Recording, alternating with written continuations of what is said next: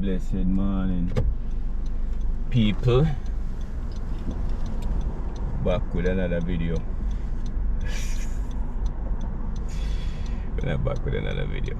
We're just back with the same video. Just a continuation of what we had been talking about for the past 2 days. Continuation of me talking about life in America after 10 years.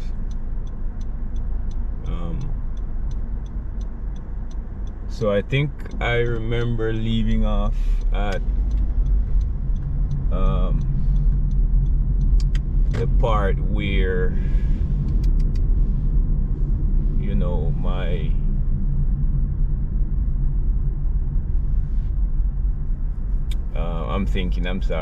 I'm really trying to remember where I left off on the last video, but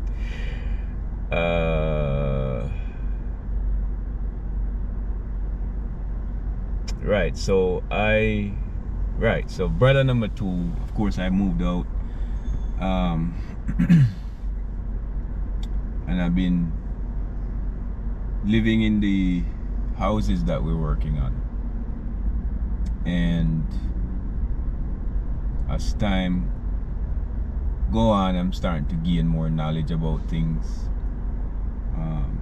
Fell in love with the job, of course, and so, you know, I got to this place where I was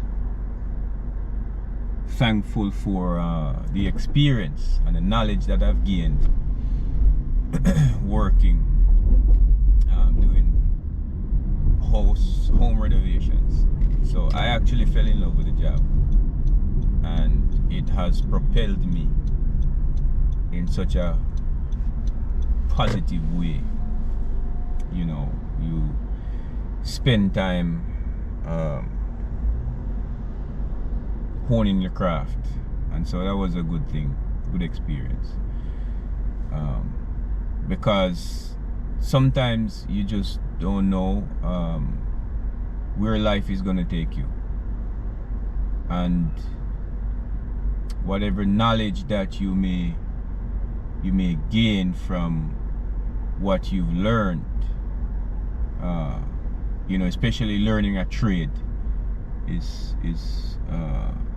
very important to learn. It's always good to learn a skill, because like I said, you just do not know where life is going to put you, what's going to happen, and so that very trade that you've learned can be a lifesaver in some situations. So that's really what it was for me at the end of the day. So now we're working on these homes, you know. I went ahead and opened an account. A matter of fact, I had an account, that bank account, but because of the lack of knowledge that I had at that time,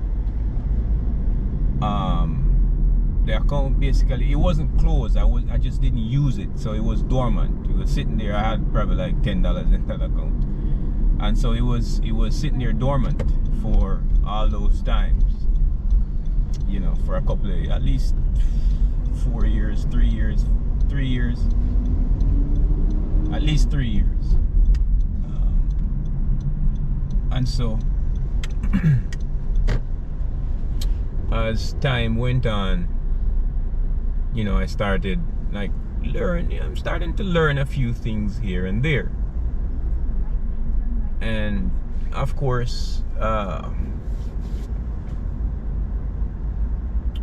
I'm starting to get a better understanding of things. So we're working, we got these houses, and you know, stuff is happening, right?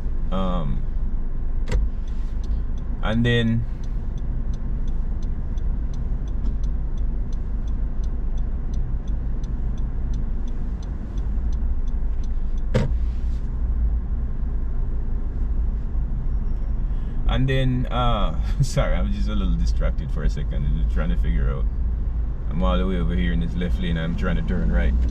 So things started happening, you know, work wise, and learning more. I'm saving money now, and you know, these things are happening for me. So then we got to a place where this guy we're working with, he's like, yo, I'm a back out of this home renovation business. I'm gonna put it on pause. So I was like, darn, that's not good, because then I'm gonna be out of work. So what am I gonna do? You know, what am I gonna do now? And so I remember what I was taught as a child, you know, when it comes to church.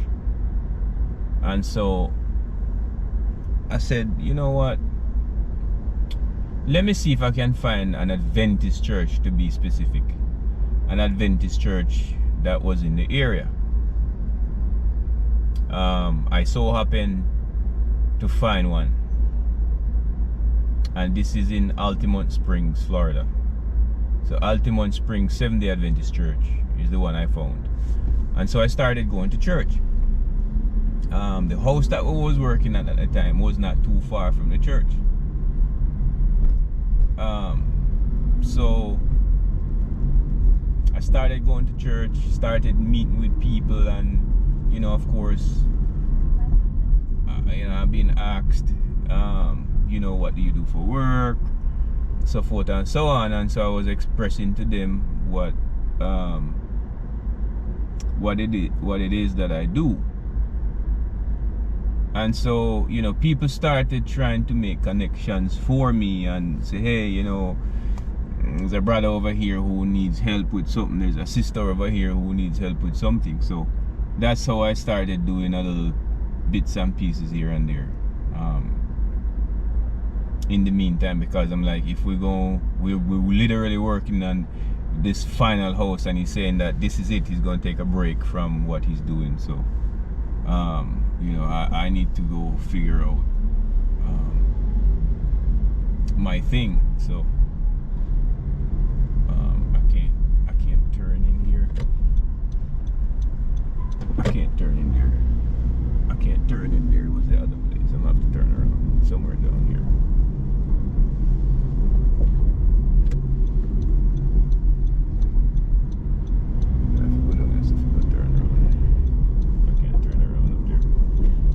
So yeah, so now I met this lady. No, it wasn't a it wasn't a love interest, but I met this lady named Joy. And so Joy was asking me, what is it that I do? And I was telling her, and she's like, you know what, I got a little project that needs working on. So I said, really? She says, yeah. However, it's not in Florida. It's out of Florida. It's out of state. It's in a whole different state. And let me tell you something.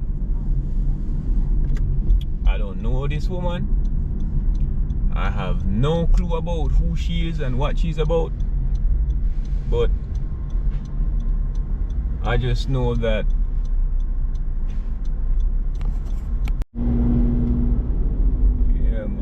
so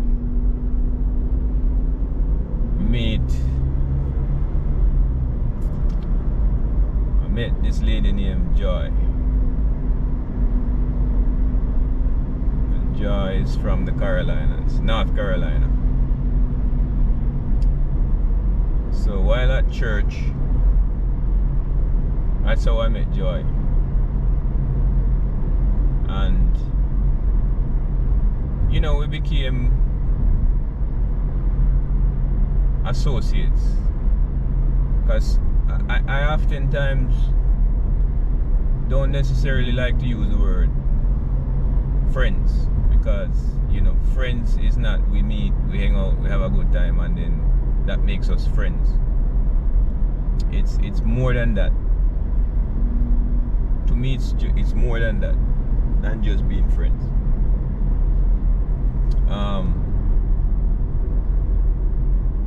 So we met. She would actually start picking me up from the house where I was staying at, because she was looking after this elderly woman. God rest her soul, she passed away now. But she was looking after this elderly woman, and it wasn't too far away from church, so she would actually come and pick me up and take me to church. You know, if we're having Bible study or whatever the case may be. Like I said, we never got involved in a romantic way at all. Of course, she was married. You know, her husband, her kids, who I ended up meeting them. They were still in Carolina at the time. Her father, I met her father before I met her husband and her kids, because he was in California and he actually came to Florida for a little while to spend some time with her. So that's how I met her father, prior to me going to Carolina. Anyways, so we started hanging out at church, and we just became friends. And you know, like I said, time went on, and she said to me, she got this project that she's doing for her father up there in North Carolina, and she's wondering if I'd be willing to do it. So I said, sure, tell me what this project is about.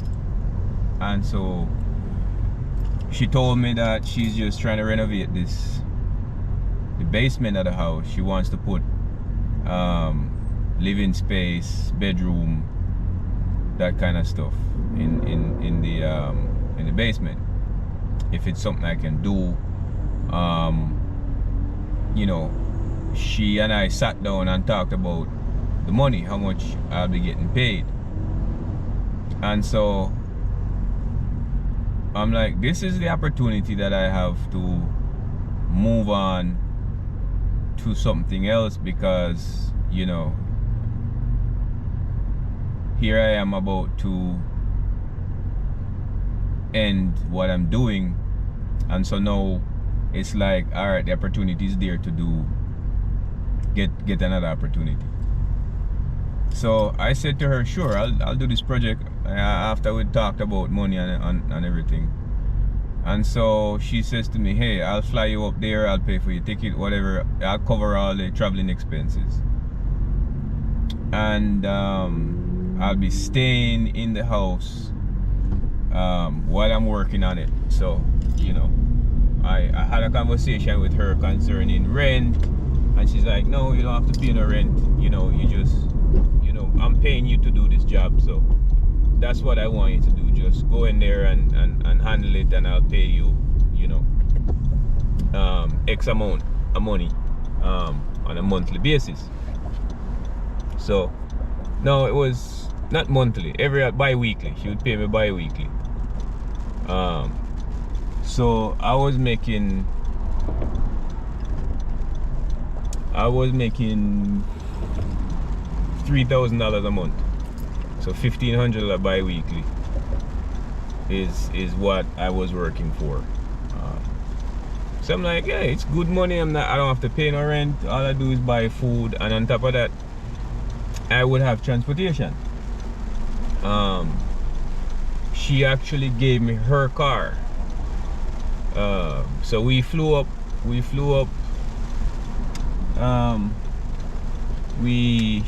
got to the house. We looked at all the stuff that we had talked about doing, and so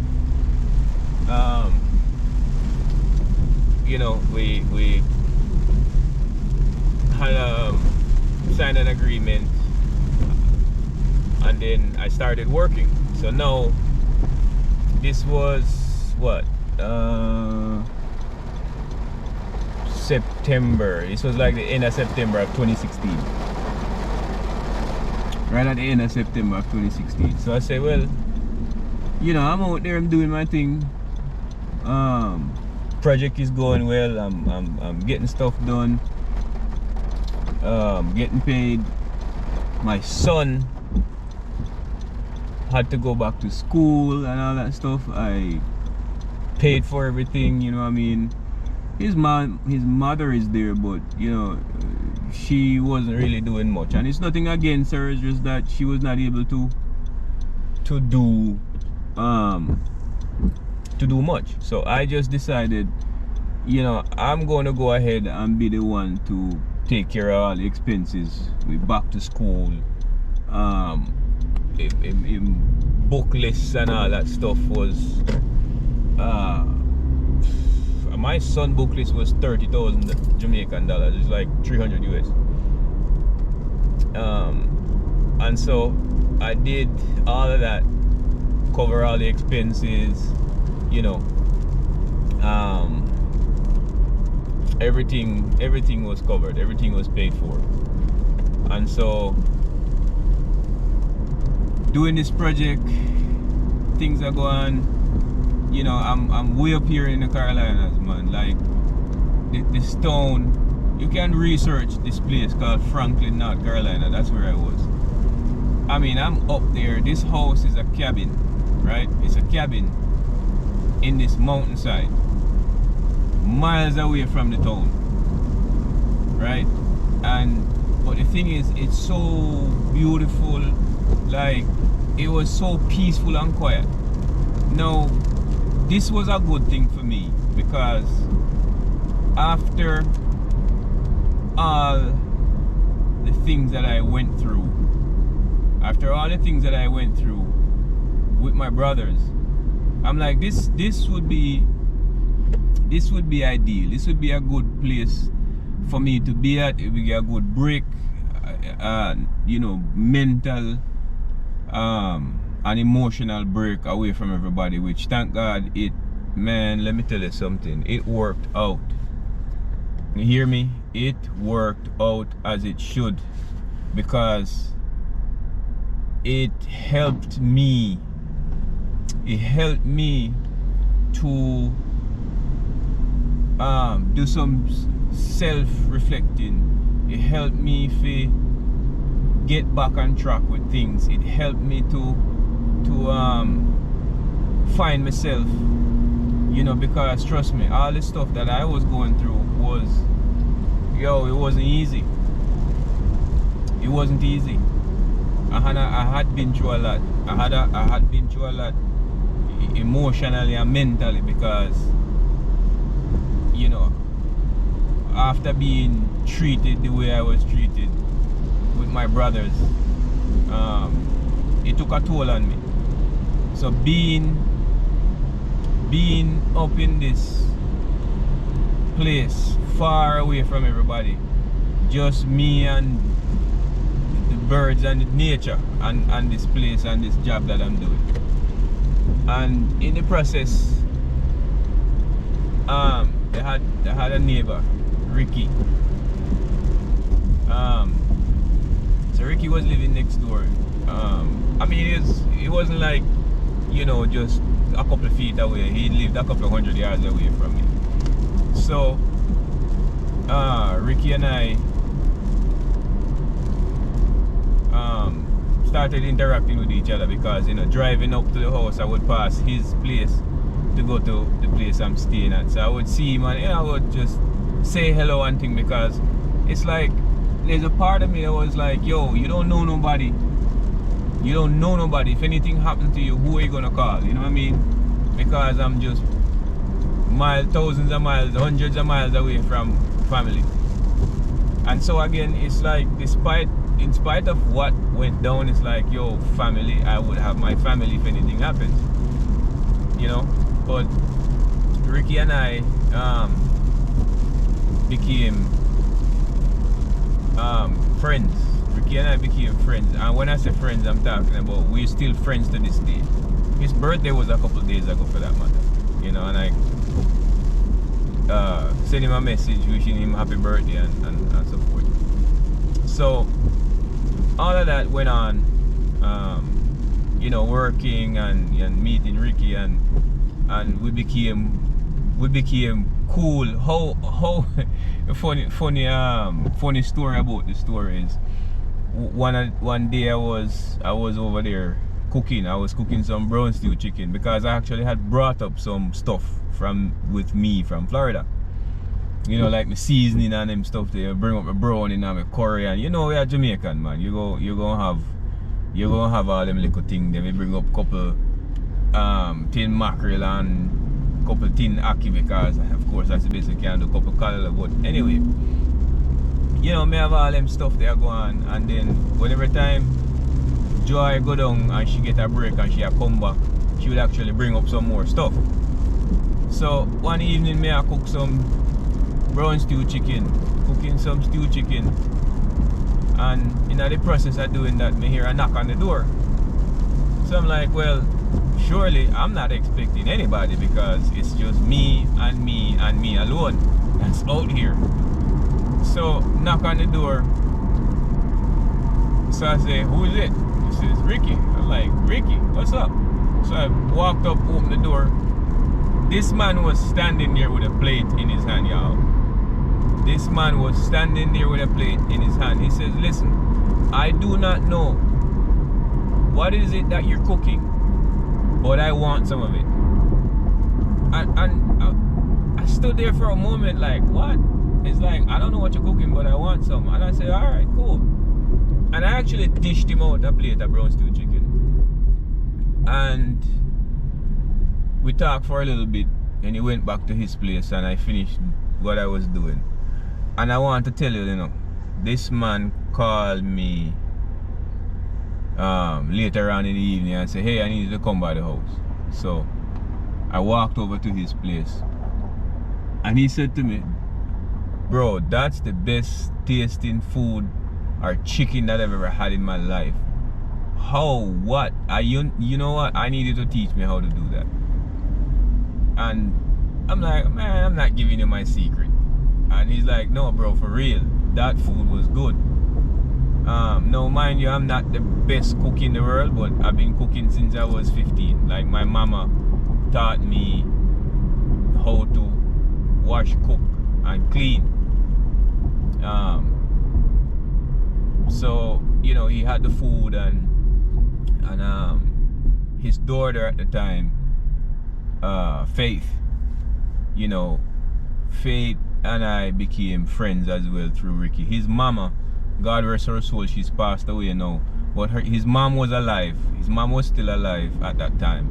And so, you know, interacting with them, I would, you know, when I'm done working in the evenings, I would go over to his place and we would sit and chill, or sometimes, every now and again, he would come over to the house, and we had a front porch that we would just sit on the porch and, you know, have a laugh and so forth. So now it's like there's a level of comfort that comes with hanging around these folks, because they're good people. The mama and I would go over to the house, sit in the kitchen, and his mama and I would talk for hours. And I mean, this lady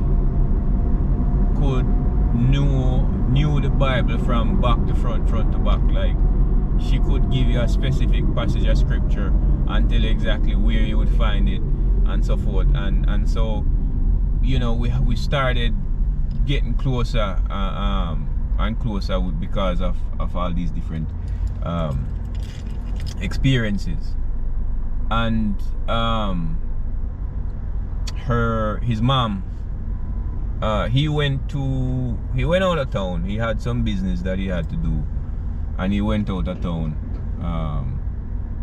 And I was watching, basically watching over the mama. They had family members that was in the area, not exactly where we were living, but close enough, maybe like a 20 minutes to come over to the house, or 20 or 30 minutes to get to the house, because they were living in a separate part of the town. So one evening I was at the house, and usually I'll go over there, and because I think Faith was still going to school. I think Faith was still going to school at the time, and so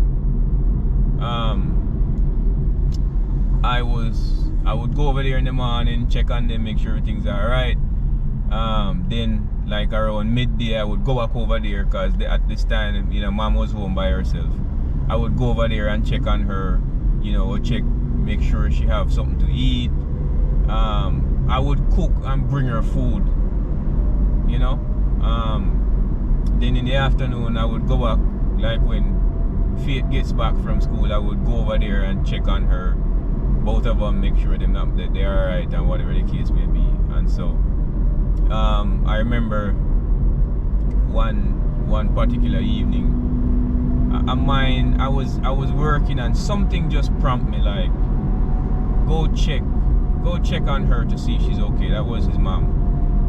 And I immediately stopped what I was doing and went to the house. To check on Mama Brown, because that's what I call her, Mama Brown. And when I went over there, I saw her laying on the floor, and I realized that she had fell. She fell from her chair. I don't know what she was doing, but she fell. So I immediately called Ricky, and then I called the ambulance. They came, picked her up. Of course I was on the phone with them while they were coming over there. I didn't touch her or anything. I was just explaining to them what had happened. And she had hit her face, so she had I think the top of her eye was busted. So she was laying face down, but she was alright for the most part. But I don't want to pick her up. I don't want to try to pick her up and hurt her more. So I just basically sat there with her on the floor until the paramedics showed up. So anyway, they picked her up, took her to the hospital. I think I actually ended up riding the ambulance. I think I ended up riding in the ambulance to the hospital with them, with her. And so they took her to the hospital, and then at the following day, Ricky came back to town and stuff. And she spent 2 weeks, I think, if I remember correctly. She spent 2 weeks in the hospital, and unfortunately she passed away. I don't remember if it was the complications from her fall, but Mama Brown was, I think she was almost 90, so of course she was up there in age. And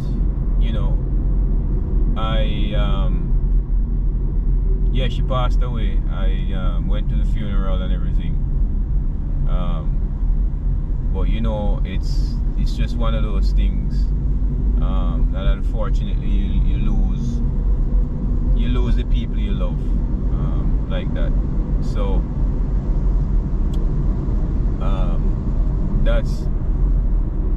that was just sad. It was sad, and it hurt, because I know this lady and so forth, and I know how they felt, knowing that they lost a sister, a mother, a grandma, a niece, a cousin, and so forth. So it was pretty sad how that happened. You know, every now and then, you know, it comes back to memory of the times we used to sit there and just chat with her and, you know, have a laugh about things. So,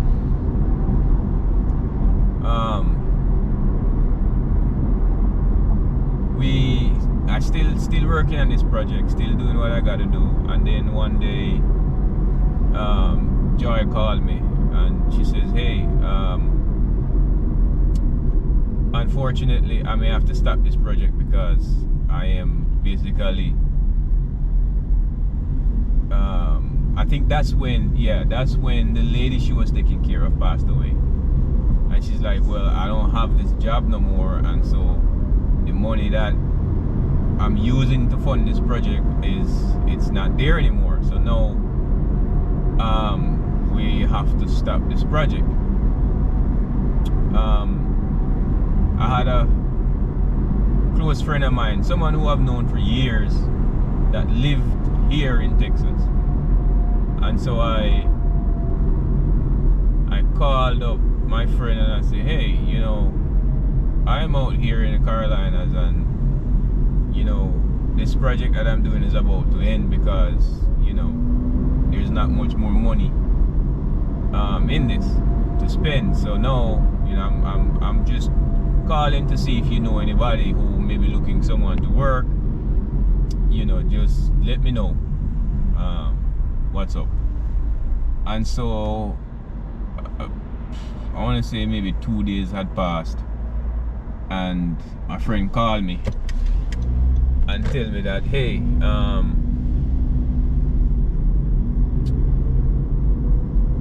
my friend called me and tell me that, hey, you know, I spoke to someone who is looking for someone to work if you're interested. And so I was like, yes I am. What kind of job is it? And they say it's to work in a restaurant. And the restaurant doing what? It's like cooking. Lord have mercy. Me working as a cook, I don't know about that, but I mean, I can wash the dishes and put stuff on the line, but the cooking part, I mean, I only cook for myself. But my friend reached out. We got the number for the guy. Talked to him. He says, "Alright, cool. When can you come?" I said, "Well, give me like 2 weeks and I'll be out there." And so, me and Joy had a sit down. We talked. She's like, "Hey, I would like the project to continue. It's just that I don't have any money. So, do you want to stay here? Since the fact that you already live here, would you want to stay here and just work on this project? Again, you don't have to pay anything. You know, we're not going to charge you anything, any rent or, you know, utilities or whatever, but would you just basically work for free? Just live here and work on this project?" And I'm like, initially I had said yes, because of course I didn't make the phone call yet to my friend. So I'm like, well, I mean, what am I gonna do? I mean, who am I gonna call at this time? I'm now back into this bind, and I don't know what to do. I simply do not know what to do with this thing. So I say, you know what, I'll do it. But then I'm sitting there and I'm thinking about it. I say, it doesn't make sense, because I mean, you know, food, and I still have myself to take care of. I need money. So after I made that phone call and I spoke to the guy, and the guy says, yeah, I'm looking for somebody you can come through, and whatever the case may be. And I said, alright, you know what, cool. So then I had another conversation with Joy, and I told her, I said, hey, you know what, as much as I would love to, that's not something that I'm open to do. I can't do that. I don't want to be sitting here working for free. So no, I can't do that. And so now I started packing all my stuff again.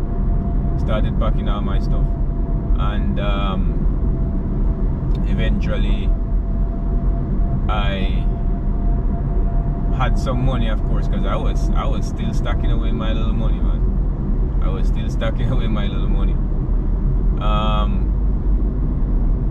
It wasn't a lot, but praise God, it was something, because it sure came in handy. So I packed my stuff, and it was actually Joy who took me to the airport.